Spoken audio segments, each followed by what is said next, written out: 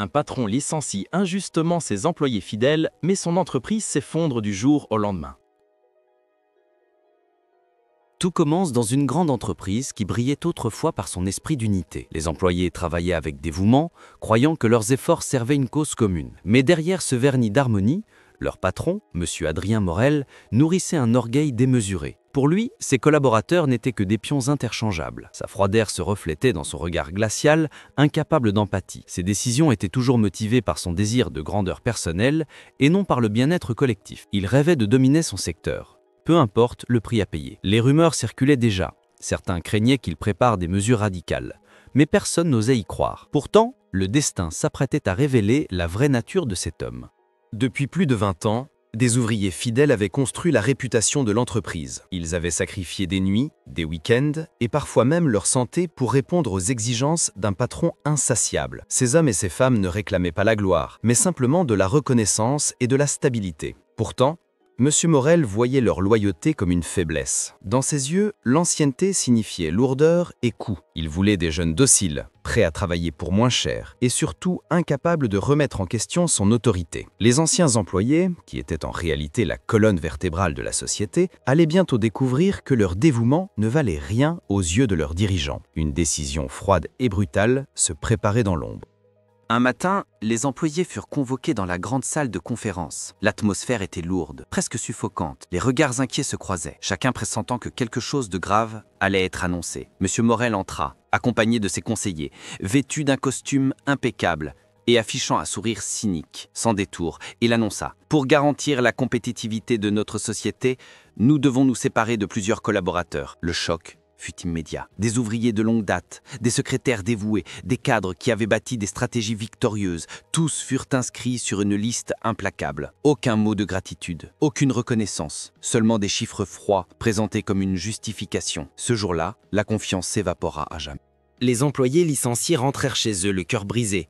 Certains pleuraient en silence, d'autres tentaient de cacher leur douleur devant leur famille. Comment expliquer à leurs enfants qu'après des décennies de travail acharné, ils n'avaient plus rien? L'humiliation pesait plus lourd encore que la perte du salaire. Dans les petites maisons de banlieue, les repas devinrent plus frugaux, les conversations plus lourdes. Pourtant, malgré la tristesse, une colère sourde commençait à naître. Ces hommes et ces femmes savaient qu'ils avaient donné le meilleur d'eux-mêmes et que leur sacrifice avait enrichi un seul homme, Adrien Morel. Leur esprit de solidarité allait bientôt transformer leur douleur en une force redoutable. De son côté, M. Morel savourait sa décision. Dans son bureau luxueux, il levait son verre de vin en contemplant la ville illuminée par la nuit. Pour lui, les licenciements n'étaient qu'une étape nécessaire vers son rêve de grandeur. Il croyait que remplacer ses employés par des recrues moins expérimentés mais plus malléables lui donnerait un contrôle total. Il riait intérieurement en pensant à la docilité des nouveaux venus, persuadé qu'il ne contesterait jamais ses méthodes. Ce qu'il ignorait, c'est qu'en brisant l'équilibre fragile de son entreprise, il venait de semer les graines de sa propre chute, car une entreprise sans âme, sans loyauté, est condamnée à s'effondrer.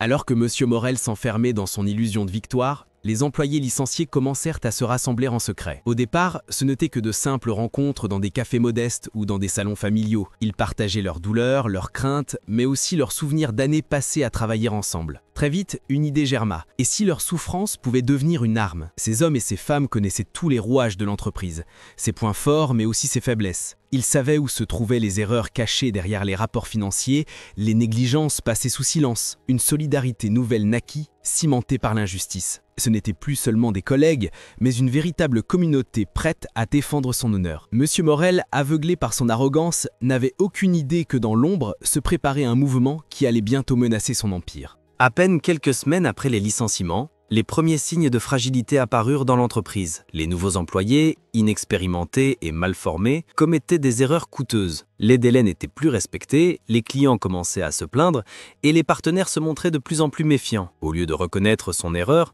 M. Morel accusa ses nouveaux subordonnés d'incompétence, les menaçant de licenciements rapides s'ils n'atteignaient pas ses objectifs irréalistes. Mais ces jeunes recrues, loin d'être loyales, n'avaient aucun attachement à la société. Beaucoup démissionnaient sans prévenir, aggravant encore la situation. Les premiers contrats furent rompus et les bénéfices commencèrent à chuter. Pourtant, dans son aveuglement, M. Morel croyait encore qu'il maîtrisait la situation. Il ignorait que son château de cartes s'écroulait déjà.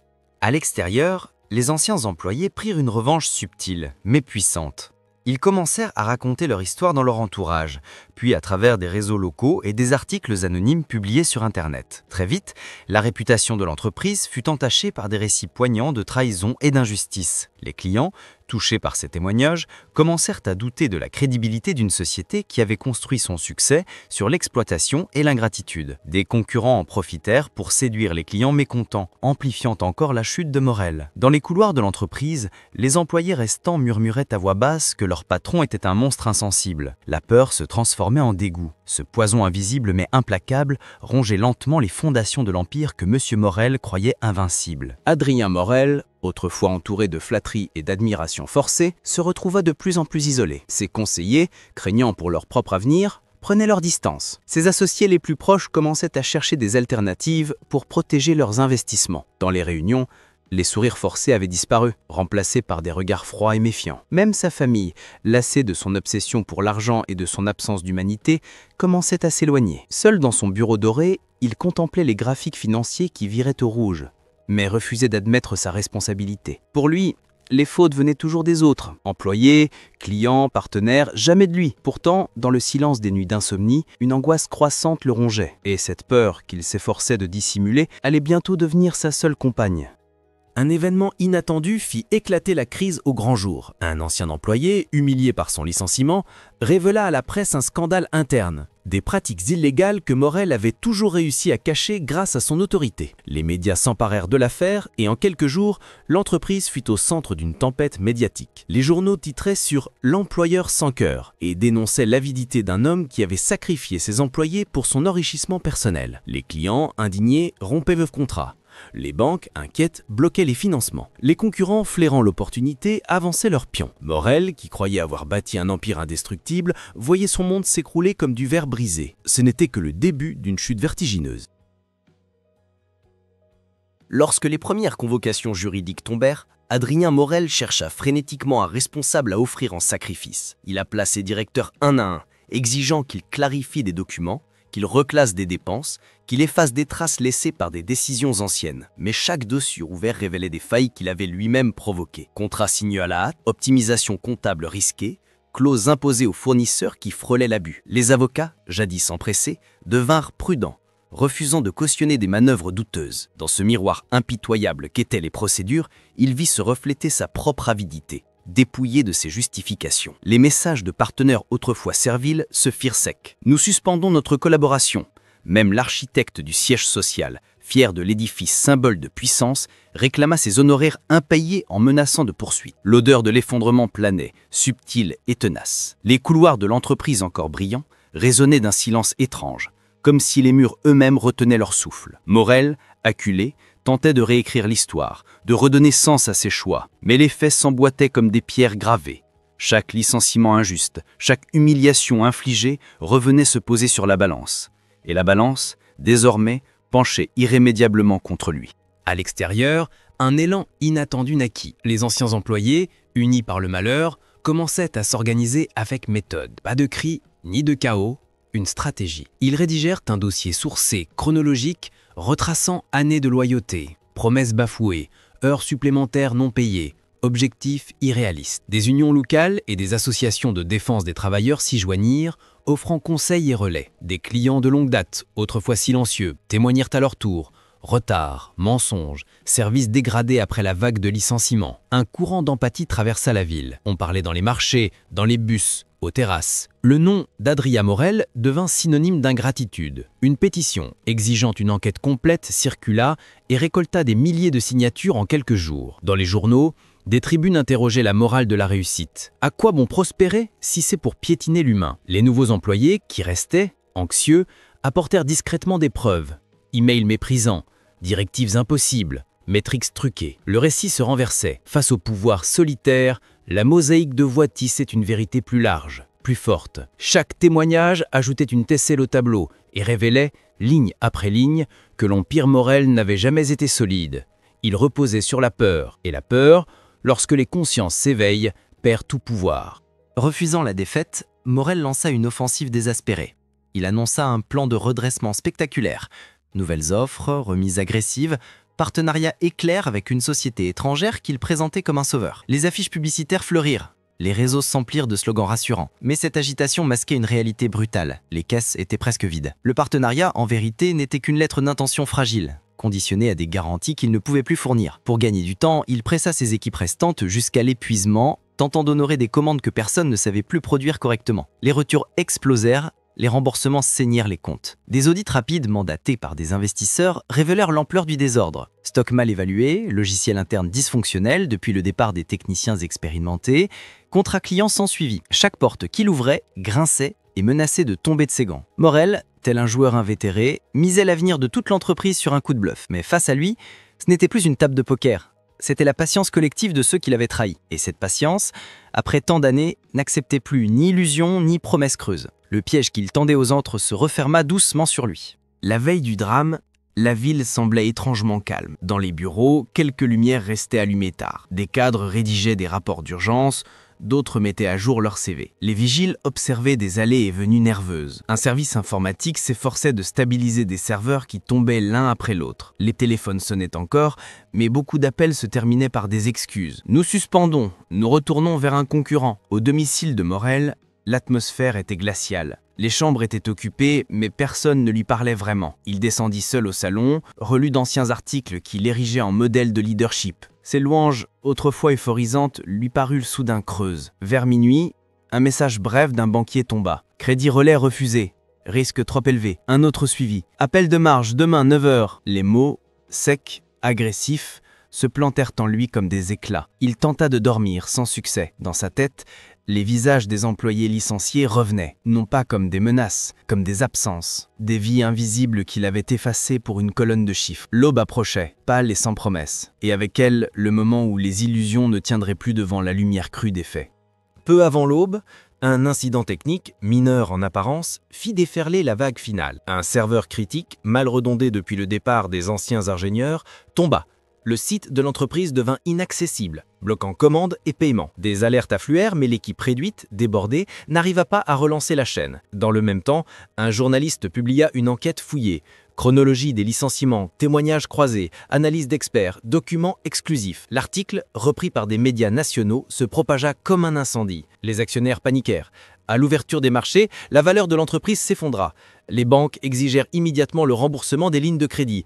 Des fournisseurs, informés du naufrage, envoyèrent des huissiers bloquer des livraisons. À 10h, un client majeur résilia son contrat cadre. À midi, l'administrateur judiciaire fut saisi. En une nuit, l'édifice patiemment orné par l'orgueil se fissura de partout, puis s'écroula dans un vacarme silencieux, fait de courriels, de messages laconiques, d'écrans noirs. Morel, immobile au centre d'un bureau trop grand, comprit que la chute n'était pas un accident, c'était la conséquence. Ce n'étaient pas des ennemis qui l'avaient détruit, mais l'addition de ses propres choix. Et désormais, plus rien ne s'interposait entre lui et la justice qu'il avait tant méprisée. Lorsque la faillite fut rendue publique, un silence parcourut la ville, vite remplacé par une clameur de commentaires et de jugements. Les journaux titraient sur « La chute du despote » et les réseaux sociaux se remplirent de témoignages. Les anciens employés, autrefois ignorés, furent invités à raconter leurs histoires à la télévision, devenant la voix de tous les travailleurs trahis par l'avidité des puissants. On évoquait des sacrifices familiaux, des heures perdues, des espoirs piétinés. Le peuple écoutait avec compassion et colère mêlée. Morel, qui avait cru imposer son récit par la force, voyait désormais son nom réduit à un symbole d'injustice. Des caricatures circulaient, le ridiculisant, lui qui s'était cru intouchable. Les clients, eux aussi, firent entendre leur voix, rappelant les promesses non tenues et les services dégradés. Plus qu'une faillite économique, c'était un effondrement moral qui se révélait, celui d'un homme qui avait oublié que son pouvoir reposait sur la confiance. Désormais, le public ne voyait plus en lui un patron, mais une mise en garde vivante. L'incarnation de ce qui arrive quand on bâtit un empire sur la peur et le mépris. Dans sa maison, Adrien Morel errait comme une ombre. Ses proches l'évitaient, ne supportant plus ses accès de colère ou ses silences pesants. Ses amis d'affaires avaient tous disparu, certains allant jusqu'à nier l'avoir jamais fréquenté. Le téléphone, autrefois saturé d'appels flatteurs, demeurait muet. Ses enfants, blessés par ses absences passées et honteux de son image publique, s'éloignaient à leur tour. L'homme qui se croyait entouré de respect et de loyauté ne découvrait que le vide. Ses repas se prenaient désormais seul, face à des écrans affichant ses pertes, comme pour le torturer davantage. Parfois, Ils se surprenaient à murmurer des prénoms d'anciens employés, comme si leurs souvenirs pouvaient combler ce silence. Mais il n'y avait plus personne pour répondre. L'isolement n'était pas seulement physique, c'était une condamnation morale. Morel comprenait, trop tard, que la véritable richesse n'avait jamais résidé dans ses profits, ni dans ses immeubles, mais dans les liens humains qu'il avait méprisés. Et cela, il ne les retrouverait jamais. Pendant ce temps, les anciens employés retrouvèrent peu à peu leur dignité. Certains trouvèrent du travail dans d'autres entreprises où leur expérience fut reconnue. D'autres décidèrent de lancer leurs propres projets, soutenus par la solidarité de la communauté. Ils n'avaient pas oublié leurs blessures, mais ils transformaient leur douleur en énergie créatrice. Dans les journaux, on parlait d'eux comme d'exemples de résilience. Une association fut fondée par quelques-uns pour aider les travailleurs victimes de licenciements abusifs, afin que leur histoire serve à d'autres. Lors de la première assemblée, les discours furent chargés d'émotions. On évoqua les longues années sacrifiées, mais aussi la victoire morale que représentait l'écroulement du tyran. Le nom de Morel n'était plus une blessure, mais une leçon. Ceux qui l'avaient rejeté avaient retrouvé une voix, et cette voix résonnait désormais plus fort que son empire effondré. Les oubliés, par leur union, avaient inversé le cours de l'histoire. Adrien Morel dut comparaître devant la justice. Les juges, implacables, déroulèrent des années de preuves. Contrats abusifs, manquement au droit du travail, manipulation des comptes. Ses avocats tentaient de plaider l'erreur de gestion, mais le masque de l'homme respectable était déjà tombé. Dans la salle d'audience, d'anciens employés assistaient en silence, observant celui qui avait brisé tant de vies. Morel, courbé, n'avait plus rien de l'homme arrogant au regard glacé. Ses yeux cherchaient à éviter ceux des témoins. La sentence fut sévère. Interdiction de diriger une société, amende colossale, perte définitive de ses privilèges. Mais le vrai prix n'était pas inscrit dans les registres judiciaires. Le vrai prix était sa chute sociale, son nom devenu synonyme de honte, son isolement irréversible. L'orgueil l'avait conduit au sommet, puis précipité dans l'abîme. Et au fond de cet abîme, il ne restait que le souvenir amer d'une gloire bâtie sur des ruines humaines. L'histoire de l'employeur sans cœur se termina comme une parabole que l'on raconte pour avertir les générations futures. Dans la ville, on se souvenait encore de son entreprise, mais surtout de sa chute. Les jeunes travailleurs apprenaient que le succès ne se mesure pas seulement en chiffres, mais en respect et en loyauté. Les dirigeants prenaient garde à ne pas répéter les mêmes erreurs, conscients que la confiance est plus précieuse que n'importe quel contrat. Quant aux anciens employés, ils vivaient avec la fierté d'avoir survécu à l'injustice, transformant leur douleur en force. Le destin avait puni l'orgueil, rappelant une vérité immuable. Tout pouvoir sans compassion finit par se briser. Et vous, chers lecteurs, si cette histoire vous a touché, si vous croyez que la justice finit toujours par triompher, n'oubliez pas de vous abonner pour découvrir d'autres récits où le destin frappe avec la même implacable logique.